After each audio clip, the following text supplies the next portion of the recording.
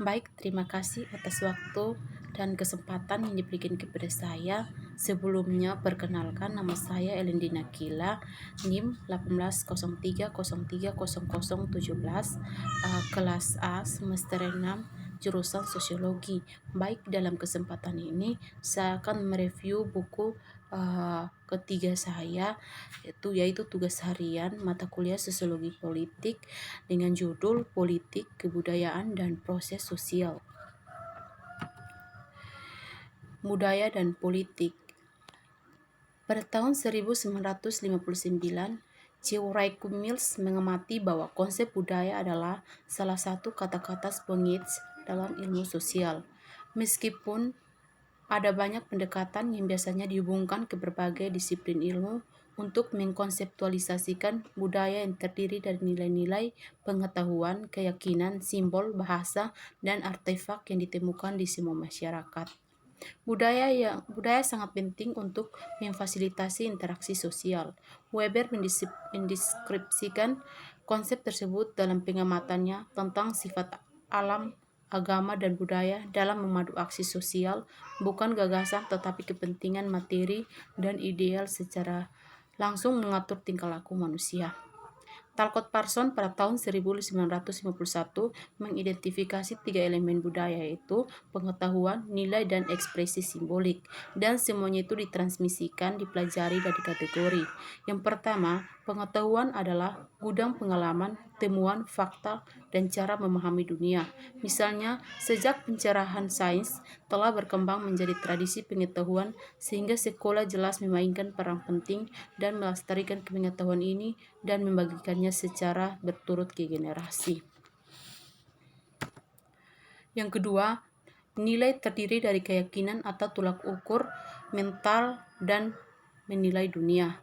Di sebuah studi klasik tentang nilai-nilai di Amerika Serikat, Williams pada tahun 1970 menyimpulkan bahwa kebebasan, kesetaraan, demokrasi, kesuksesan individu, kemajuan pekerjaan, kenyamanan material, ilmu pengetahuan, patriotisme, dan keunggulan beberapa kelompok atas yang lain secara konsisten berfungsi sebagai panduan interaksi sosial di Amerika Serikat.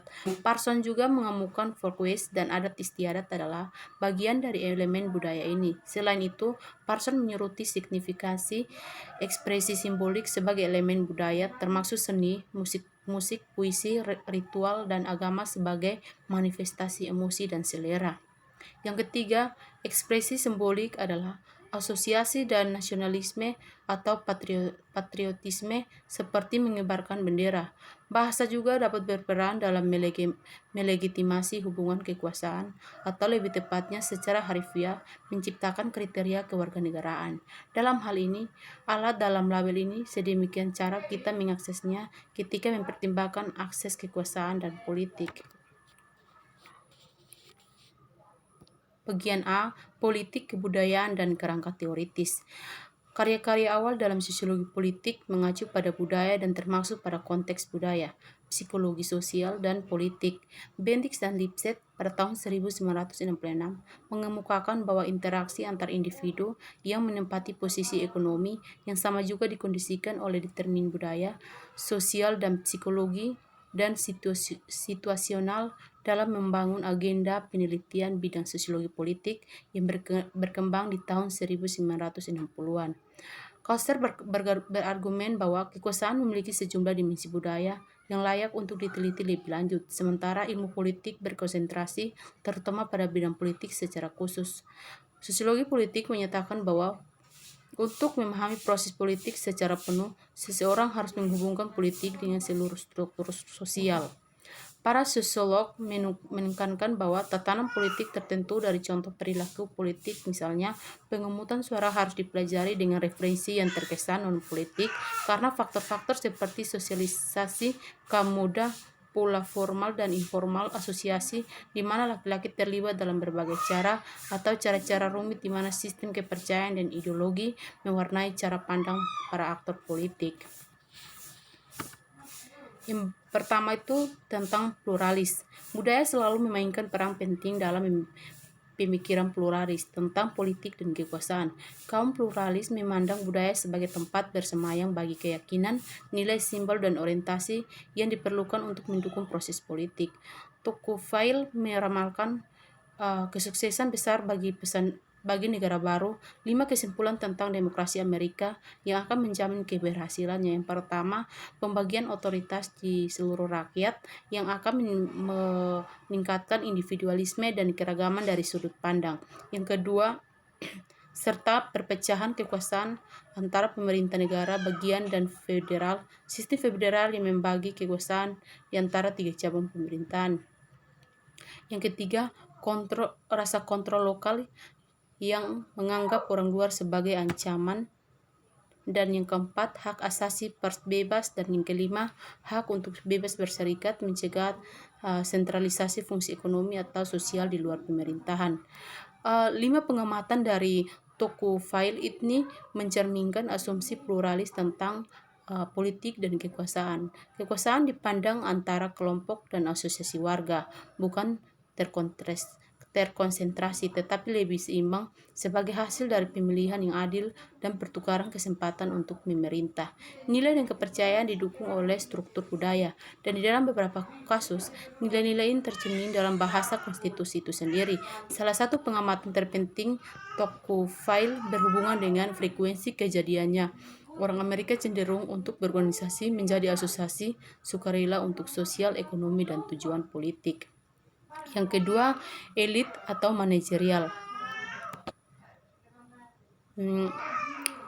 Berbeda dengan kerangka pluralis, pendekatan elit atau manajerial menggeser penekanan dari politik untuk mengkonseptualisasikan kekuasaan politik seperti yang dipegang oleh beberapa orang. Karena itu, persaingan di antara kelompok kepentingan dipandu oleh aturan proses yang adil. Kerangka elit memperlakukan budaya politik sebagai sumber nilai yang menghasilkan persetujuan terhadap kekuasaan elit. Yang ketiga, perspektif kelas. Marx dan Engels menyimpulkan bahwa setiap kelas memiliki pandangan dunianya sendiri dalam sejarah perjuangan kelas, dan tradisi yang dihasilkannya. Pandangan ini digambarkan sebagai kesadaran kelas yang bagi kaum Marxis merupakan sumber ideologi politik.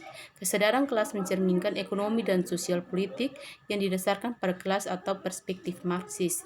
Budaya politik dipahami sebagai fungsi dari kepentingan yang berkuasa dan dirajut menjadi ideologi dalam pandangan dunia.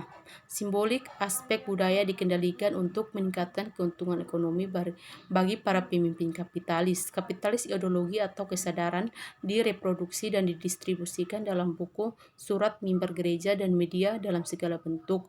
Luasnya kontrol ini mengasumsikan bahwa kelas atas dengan sistem kaum intelektual dapat menghasilkan ide-ide untuk mempertahankan atau melegitimasi ketimpangan. Bagian B, sosialisasi politik. Sosialisasi politik adalah pemahaman simbol politik atau manipulasi nilai untuk tujuan politik, baik dipahami jika kita mempertimbangkan bagaimana masyarakat mengubah mitos budaya untuk generasi mendatang. Ini disebut sebagai proses sosialisasi politik. Studi awal sosialisasi politik berfokus pada sifat pembelajaran politik, terutama di masa kanak-kanak dan remaja. Menurut Greenstein, pada tahun 1965, mendefinisikan sosiologi politik sebagai penanaman informasi politik, nilai-nilai, dan praktek oleh agen instruksional yang telah secara resmi diberi tanggung jawab, mencerminkan orientasi sistem politik. Sosialisasi dipahami sebagai proses untuk sekolah, sebagai organisasi negara, untuk menandatangani tanggung jawab dan mendorong pembelajaran politik. Proses sosialisasi dibangun oleh apa yang disebut dengan agen sosialisasi. Struktur sosial memainkan peran penting dalam pembelajaran tentang politik dan budaya. Agen dampak dari sosialisasi tentang nilai-nilai politik, kepercayaan, dan simbol politik merupakan bagian penting dari upaya pencarian dalam studi sosialisasi politik. Penelitian tentang sosialisasi politik dengan demikian telah digunakan secara khusus pada keluarga, sekolah, dan kelompok sosial, dengan sedikit perhatian pada peran tempat kerja dalam pembentukan sikap, nilai, dan pengetahuan tentang politik. Menurut Dawson dan Prewitt pada tahun 1977 berpendapat bahwa pentingnya file tahapan perkembangan dalam pengetahuan dan nilai politik adalah bahwa perilaku politik orang dewasa ekspresi logis dari nilai, pengetahuan, dan identifikasi yang terbentuk selama masa kanak-kanak dan pemuda. Penegasan ini bagaimanapun tidak pernah sepenuhnya didukung oleh banyak penelitian tentang sosialisasi politik karena sedikit hubungan antara sikap masa kanak-kanak yang berkolerasi perilaku politik orang dewasa. Itu yang bagian A-nya, keluarga. Keluarga memainkan peran penting dalam penanaman dan perkembangan politik sejak dini. Keyakinan, nilai, dan sikap memiliki fungsi utama dari institusi sosial keluarga, yaitu untuk mentransformasikan norma peran dan status untuk anak. Peran yang terkait dengan kekuasaan dan otoritas adalah beberapa di antaranya.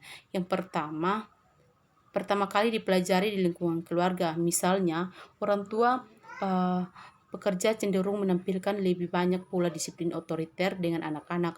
Pola ini dipelajari dan kemudian dikaitkan dengan orang-orang dalam posisi kepemimpinan atau otoritas keluarga, di mana anak-anak juga belajar tentang partai politik yang terdapat banyak kasus bertahan dalam lama menjadi dewasa. Yang berikutnya B, sekolah memegang peranan penting dalam proses sosialisasi politik.